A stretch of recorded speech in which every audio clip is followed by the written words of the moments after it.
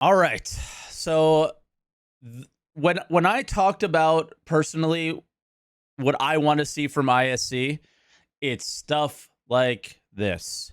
Um Things that we like, honestly, I didn't know any of this was coming. This is clearly the same guys who did Siege of Orison, which is a lot of work that they put in. So to see these things come out as well is pretty exciting. So this is Inside Star Citizen doing time, where we are getting an update to Korea and Prison. So, holy.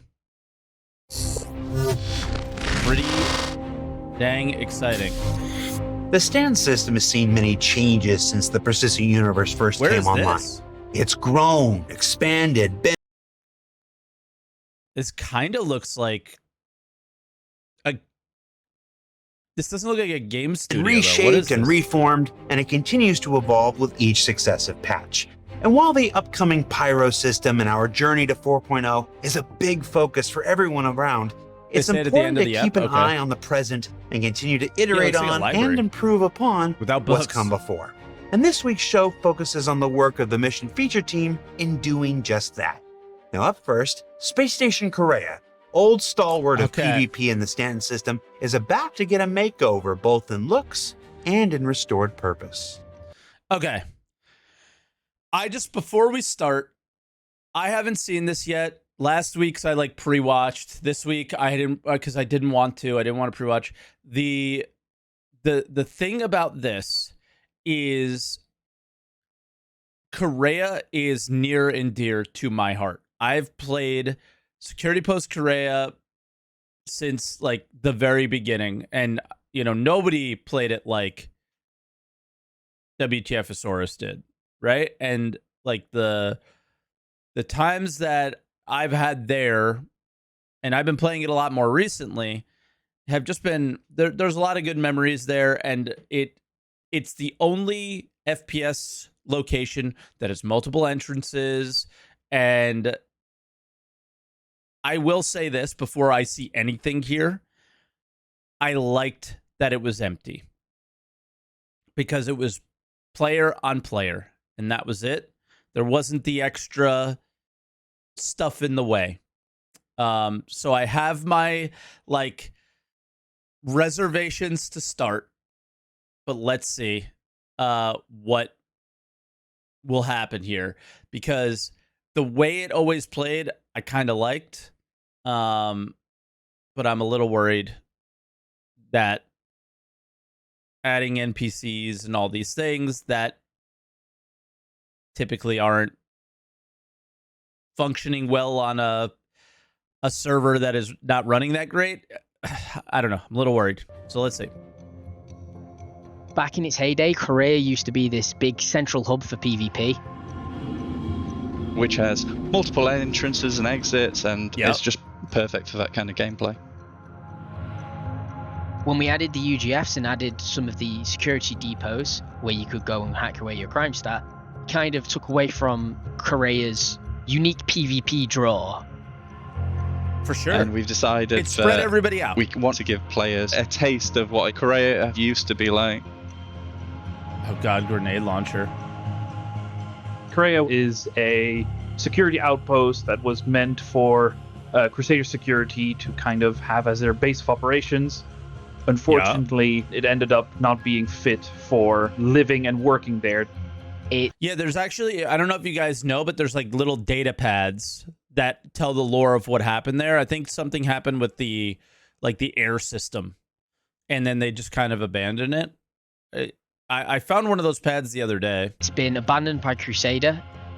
The uses the player can have there is there's a few missions they can take there to kill, stragglers, air filtration. That's right. They can go there to hack away their crime stat. Mm-hmm. There's some loot there as well, so players do go there to loot. Yeah, you're goddamn right. We go there to loot, and now you're making it way harder. You're taking my loot spot away. However, now, if you approach Korea, you're going to immediately notice Crusader has moved in at this point. They're going to be using this facility as it was intended. And the way they're doing this, and we're doing this to hopefully entice PvP at this location, is we're firstly beefing up the exterior security of Korea. you will be met with new online turrets that will not be too happy with you arriving. Oh, I mean, so far what I saw, it's the same amount of turrets, but maybe it was recorded in a different build or something like that. I'm assuming they also mean that those turrets are just on for... I don't know. My experience is if you have a crime stat, like the station's shooting at you. Maybe they placed them where you can't land, like no matter what. It's now going to be even harder for people to approach and land. When you get there to land, you might find some enemies on the landing pad to thwart your infiltration of Korea. Okay, that's cool, actually. When you're inside Korea, there'll be Crusader security all around that you'll have to take out if you want to use that station. After killing a few of them, a security chief will spawn. Now, if you take this guy... Okay, like all that's cool. I guess my only knock on what I'm hearing, it is kind of annoying. So the only scenario that's like mega frustrating here is we have this situation with the new player. Oops, accidentally shot the guard.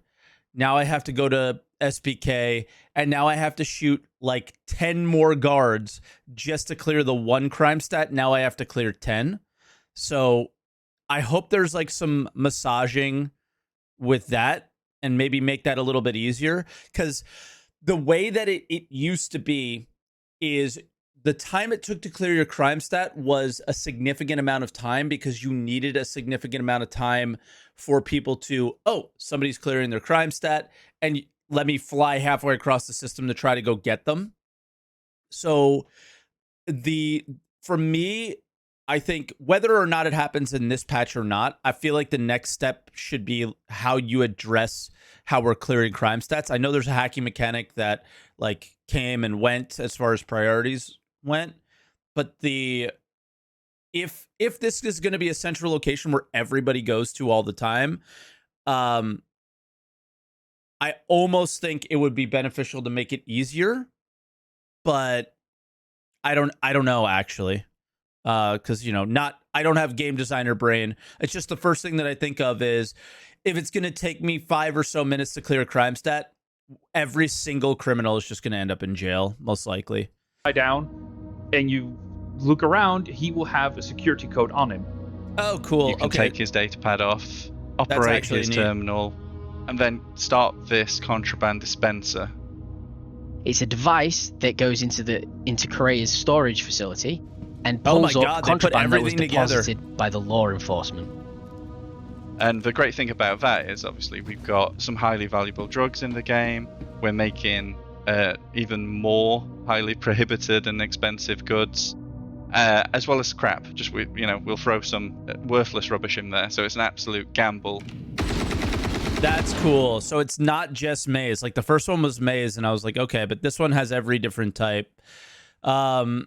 The thing that I saw in Discord that I was like, oh Jesus, was everybody was complaining that they just did the same thing somewhere else. Oh, they just moved Jumptown over here. Oh, they just took the bunker missions and put them over here. It's like, why is that a fucking bad thing? I don't understand why we would give a hard time to that. They took it, they moved it to another location, and they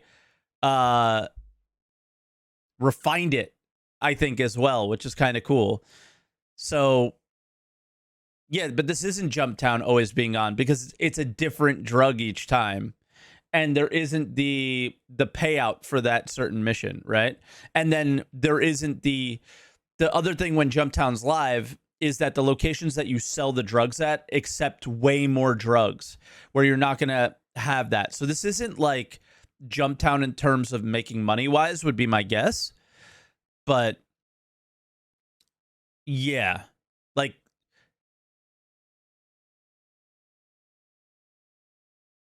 yeah, maybe we'll have to see how they address the CS thing and the clearing it. But the thing that I see here is, okay, we're building upon features that we've made. We're not like rehashing them and reusing them.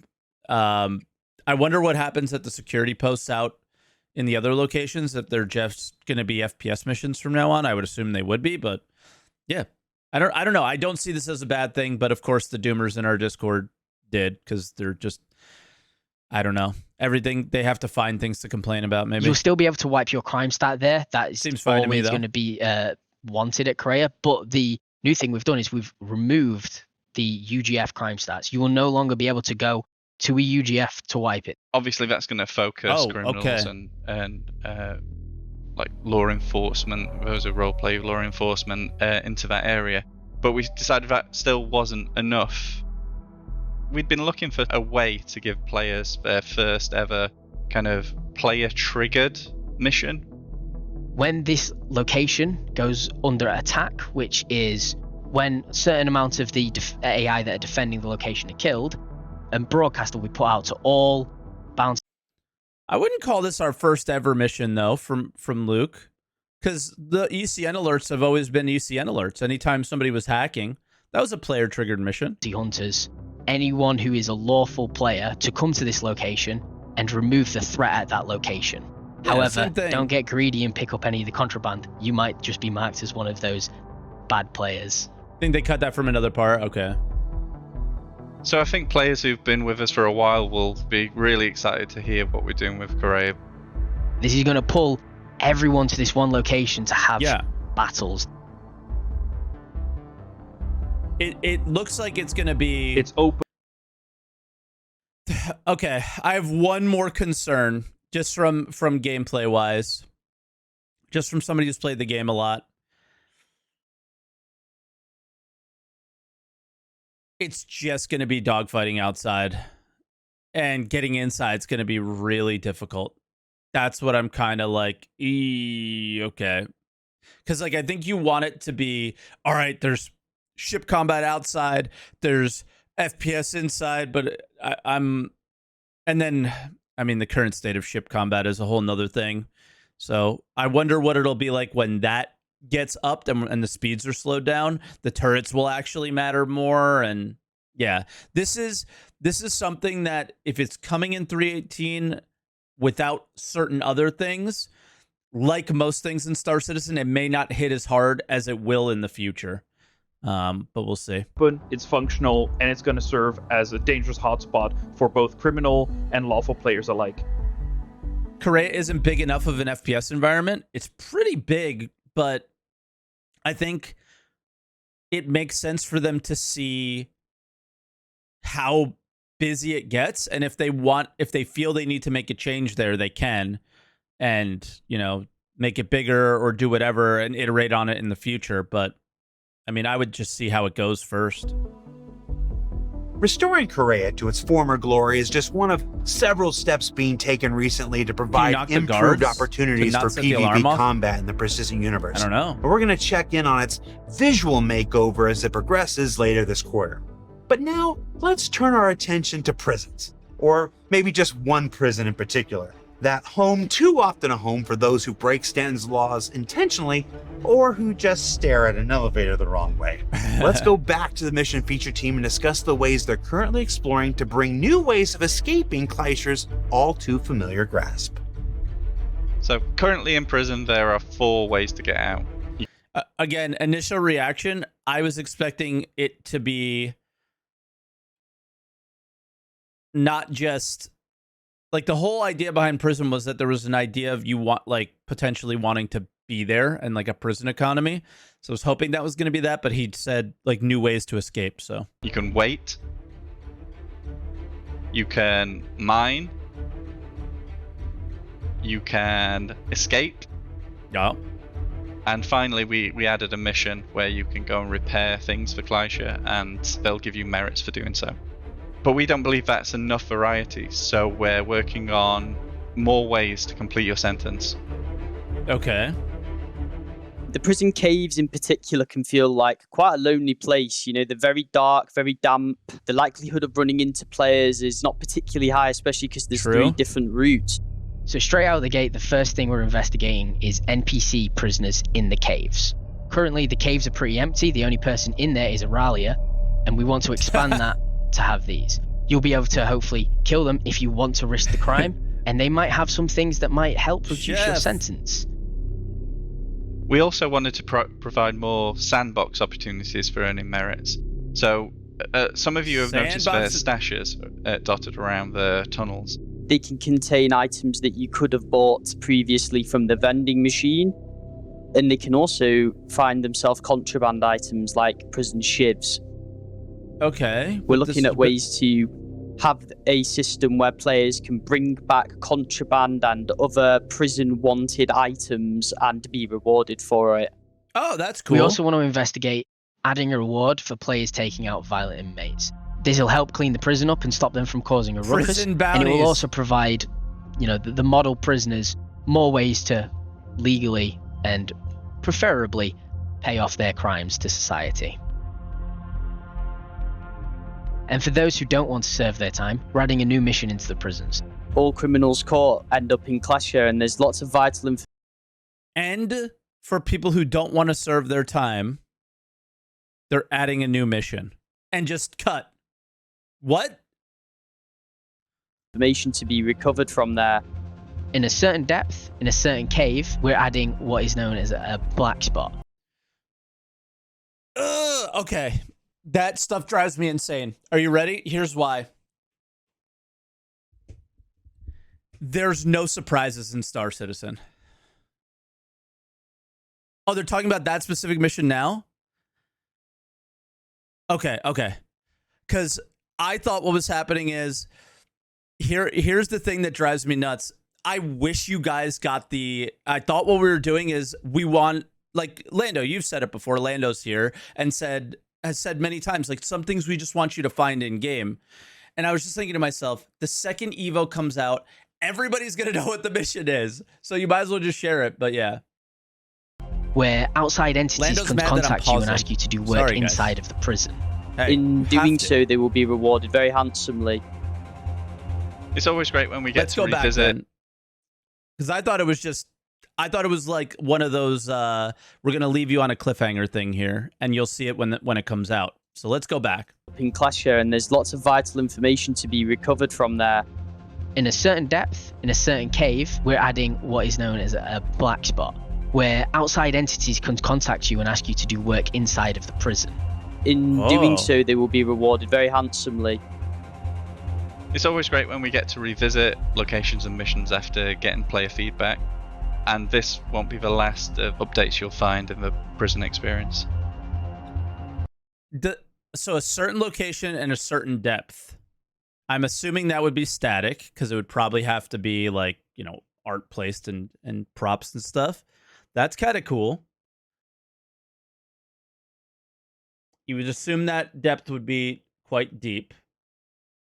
It's actually kind of cool. Who would it be? I wonder. Would it be what did we Ruda? learn this week? Well, we learned that folks with a fondness for the old days of Korea have something familiar to look forward to. That Clashare may finally get some NPC population to better obscure the same familiar faces that I keep seeing in there week after week. You know who you are. And that even with a major focus pushing ahead, it's important we look back, iterate on what's come before, and continue to evolve all aspects of Star Citizen along the way. Now don't forget the Ship Showdown has begun, and it's your chance to advocate for the best of the best in Star Citizen ships and vehicles, for a chance to win exclusive paints and prestige, and for us to bet internally on how we think you'll vote. Chaos. So close last year. For Inside Star Citizen, I'm Jared Huckabee, here in the Bonded Warehouse, our neighbors at the new Manchester goods yard, who were kind enough to let us in when the rain showed up. We'll see you all next week from who knows where. Oh, okay. Yeah, I was like, that doesn't look like a game dev studio. So I was so confused. Oh, man. So I saw a lot of people who were crying about this ISC, and I don't know why. The idea of bringing unlawful players all to one place where lawful players can get them there is big. Again, I saw nothing related to removing that God marker from a player that has a bounty on their head. And that would be the key ruiner of this, if there's anything that could ruin it. I would love for there to be Correa won't use God markers. Okay, that is literally from Elliot, who was on the screen there. If for you guys, if this ends up on YouTube or something, right? So there will not be God markers at Correa. Hands up, guys. That's huge, because that makes the size of security post Correa, the idea of it just makes it bigger. He's not talking about bounties. They have to remove it. So does that include bounties, Elliot? I guess we'll have to ask that, right? Does that include bounties?